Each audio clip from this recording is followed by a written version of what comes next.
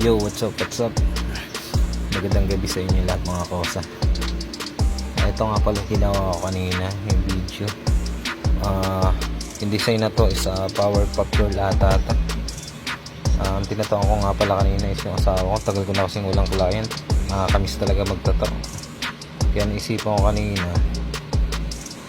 tatoan yung asawa ko. Yan, ito nga pala yung design. Tsaka ito yung mga lagi kong mga ginagamit araw-araw sa pagtato.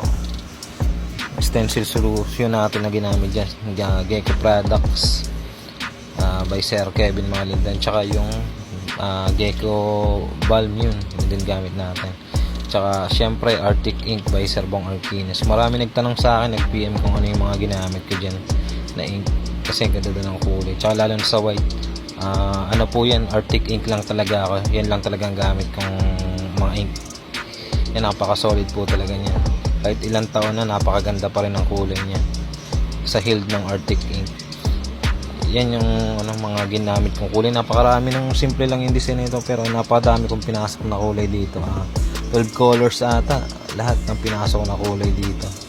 Mas maganda kasi may mga tawag dito, blend ng kulay, kaya maraming pinasok ng kulay. Tsaka sa needle, napakarami din na ginamit kong needle dito.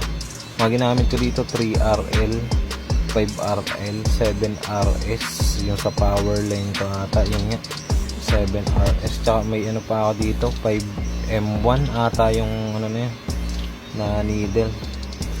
Yan, eto na nga pala yung finish result ng gawa ko.